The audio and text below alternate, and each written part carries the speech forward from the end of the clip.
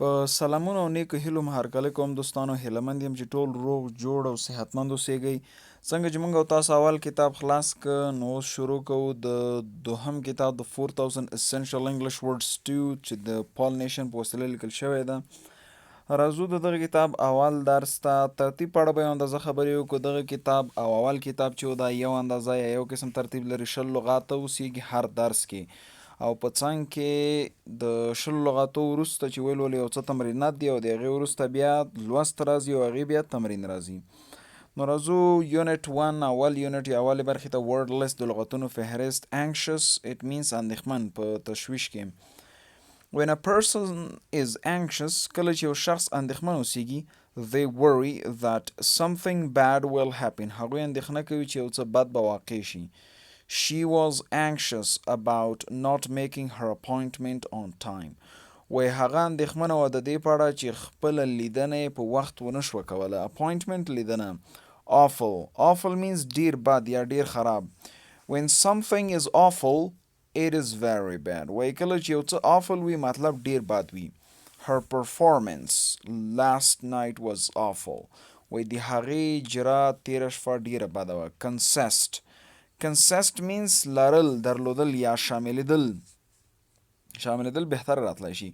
to consist of is to be made of parts or things.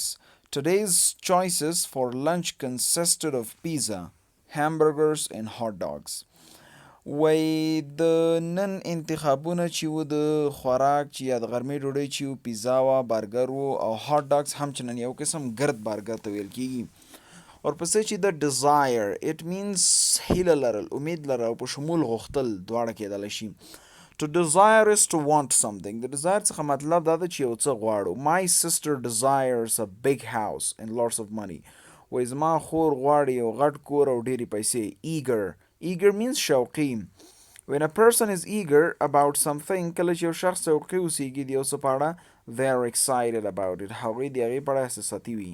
the man was eager to talk about the good news. وایي دغه سړی احساساتي و چې دغه ښه خبر په اړه خبرې وکړي. household means د کورنۍ غړی یا د کور غړي. A household is all the people who live in a house. وایي د household چې دی هغه ټول خلک دي چې په یو کور کې ژوند کوي. our household is made of my father, my mother and me. وایي زموږ د کور غړي چې دي زما مور، زما پلار او زه یم. intent it means قصد، اراده. an intent is a plan to do something. وایي intent چې د یو پلان ده، یو دسیسه د یو څه د کولو لپاره. her intent is to visit Italy next summer. وایي د هغې اراده دا ده چې راتلونکي اوړي ته ایټالیا وګوري. summer اوړی.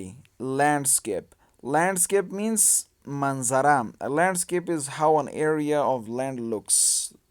وایي landscape د هغه ده چې د یو ځمکې یو ساحه څنګه ښکاري. the landscape of the country is very green.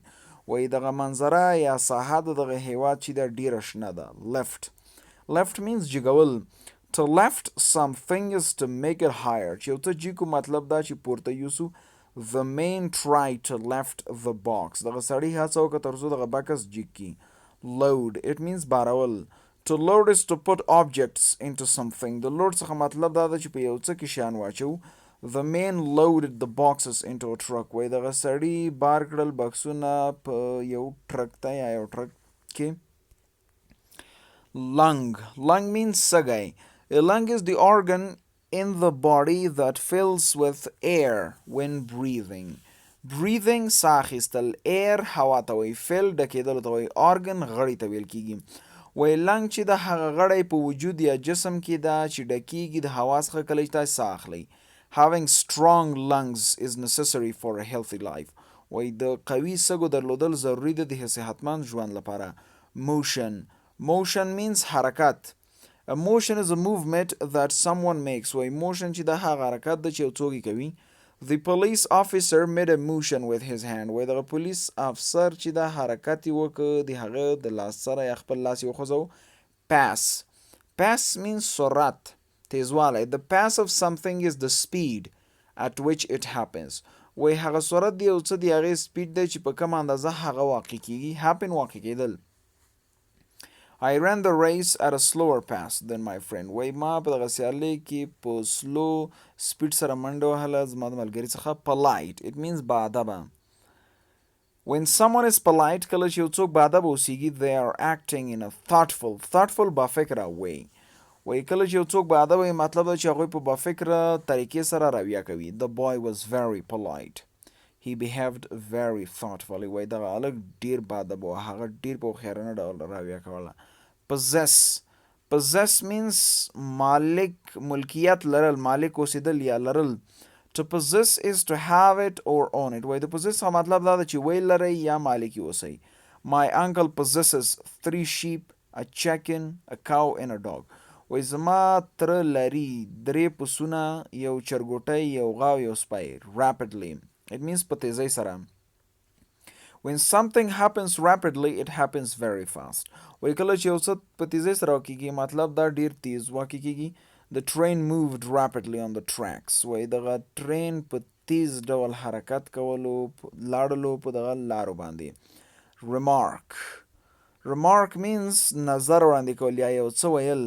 To remark is to say something. The teacher remarked on how quickly the students were learning. وای دغه استاد وویلې چې د شاګردانو څومره په تیزۍ سره زده کړه کوله. Quickly په تیزۍ سره. Seek means لټول. To seek is to look for something. If I have a problem که زه یو مشکل ولرم I seek my sister's advice. زه ما د خور نصیحت اخلم یا ورڅخه یې لټوم رانیسم. Shine ځلیدل.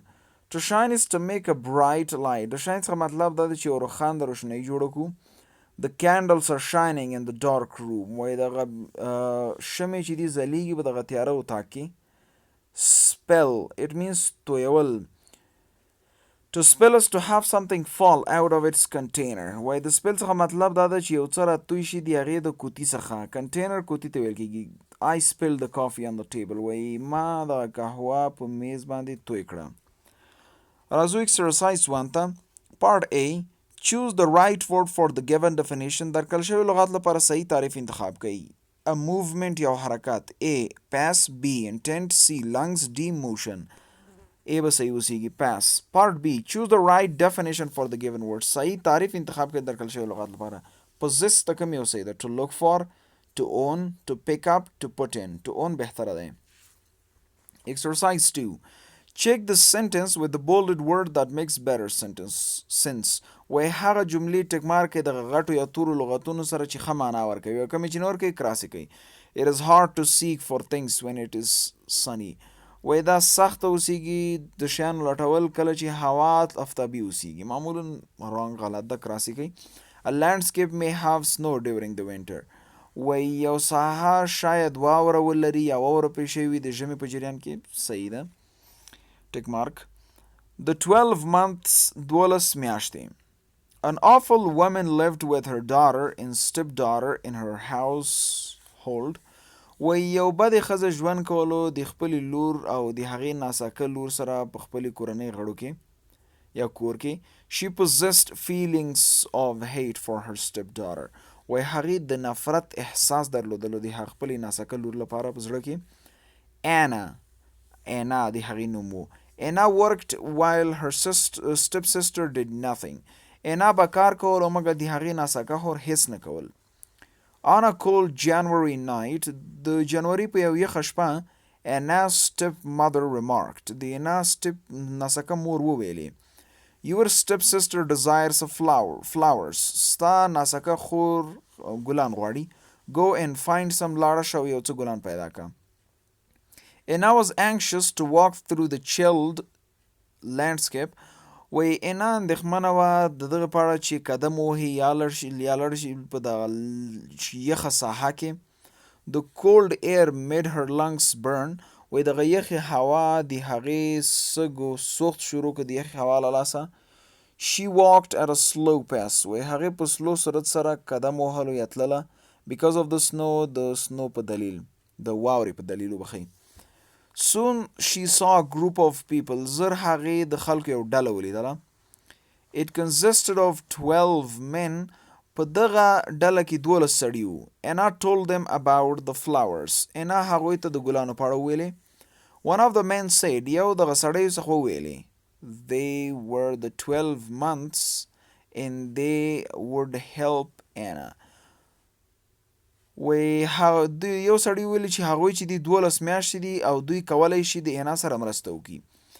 January walked to her and made a motion with his hand. جنوري هغې ته په طرف قدم ور ووهلو او یو حرکت یې وکړ د هغې د لاس په وسیله. جنوري نه مطلب هغه میاشت ده، یعنې میاشتو لاسونه لرل. The days of the month passed rapidly. وایي دغه د ورځې د میاشتې په تیزۍ سره تېرې شولې until it was February's turn تر څو د فبروري نوبت شو.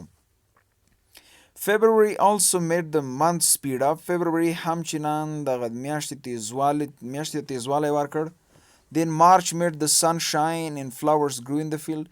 بیا مارچ دغه لمر مزبور که تر څو وځلیږي او ګلان شنه شي په دغه چمن کې یا وده وکړي.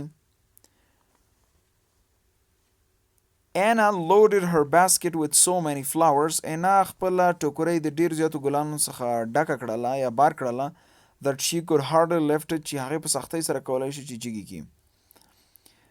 Then she gave a quick but polite thank you to the 12 men and returned home. بیا هغې یو باادبه منندوی وکړه د هغه 12 سړی څخه او کور ته راغله، مطلب یې هغه 12 میاشت څخه. She was very eager to show her stepmother all the flowers. هغه ډېره شوقي یا هیجاني وه چې دغه ګلان خپلې ناسکه مور ته وښیي. Back